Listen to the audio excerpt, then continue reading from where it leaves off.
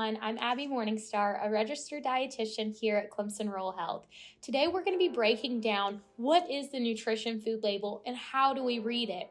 At first glance, if you've never had practice reading the label, it can seem pretty challenging and overwhelming with all the numbers and words on an itty-bitty label.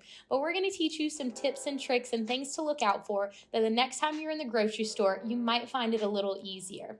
So grab anything you have in your pantry or in your refrigerator and meet me back here and we'll review it together. Throughout the duration of the video, we'll review the label we have and compare it to what you're looking at home so you can get some real-time practice in.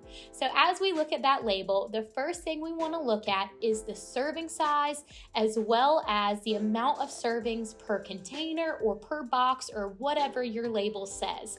These are two big things that are important because A, it's going to ensure that you're eating the right amount for whatever food you have, those crackers or chips or milk or something like that.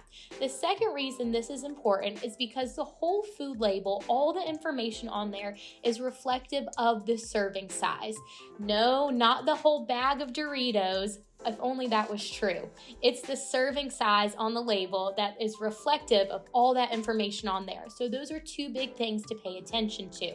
For example, if you have a box of crackers, you want to make sure, A, you look at how many servings are in that box. So it may be 10 or 12 servings. So it's important not to eat all those at one time. The next reason that's important is because it might say 8 crackers per serving. So you know you can have 8 crackers and that's going to give you the amount of calories, carbohydrates, fiber, whatever's listed on that label, that's what you're getting when you eat those 8 crackers. So moving on, the next thing you'll see on that food label is calories, and that's calories per serving. So if we refer back to our 8 crackers and you see 230 calories, that means when you have those 8 crackers, that's going to turn into 230 calories. Now, we don't recommend counting calories, but it's a good idea to generally know how much you're getting in if you're having any snacks or sides at your meals.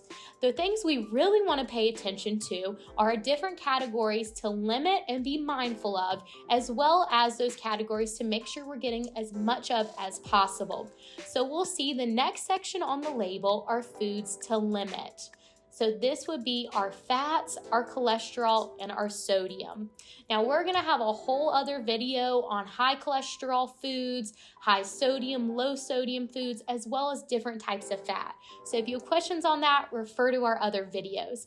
But in general, we're gonna look to make sure that our foods have 0 grams of trans fat in them. Trans fats are fats that we want to avoid and really consume as little of as possible. Fats are important in our everyday diet, so it's okay if that food label says your foods have fat in them, just to be mindful of the amount. We also want to limit those sugars, especially if we've been diagnosed with prediabetes and diabetes. It's important to know how much sugar and added sugar we're getting in when we have those snacks or different foods that have a label.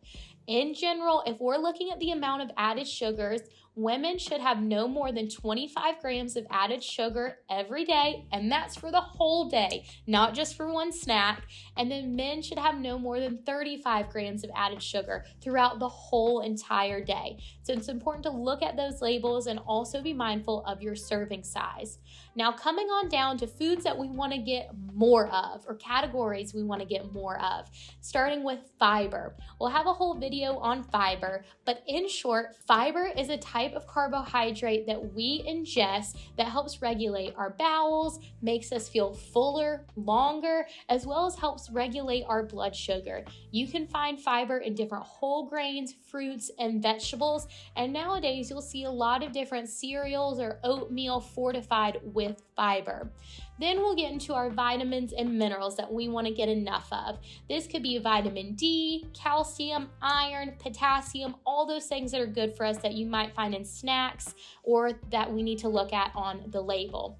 Now, to put all of that into perspective, I'm going to teach you a really easy trick when you read a label. It's called the 5 and 20 rule. If you've never heard of this, it's looking at your percent daily value. That's going to be on the right-hand side of your column. columns. So when we're thinking about the 5 and 20 rule, we think of 5% or less is low in that category. So go ahead and take a look at that label, and we're going to look for anything with 5% or less. So in the case of this label that we have 5% of saturated fat. That means that this snack or whatever item you have is low in saturated fat. So this is good when you're looking at added sugars, at sodium, at fat or carbohydrates, any of those things that we should be mindful of limiting on the label. Now on the flip side, anything with percent daily value of 20 or more is going to be high in that category. So for example, we take a look at our added sugar and we have 20% of that daily value in that column. That means this food item that you have is high in this category. Now, a lot of times people ask me, well, what if it's 7% or 14%?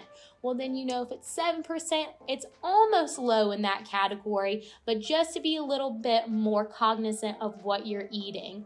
As well as if it's 19%, that's pretty close to 20. So it might be high in that category, and it might be something you're mindful of eating.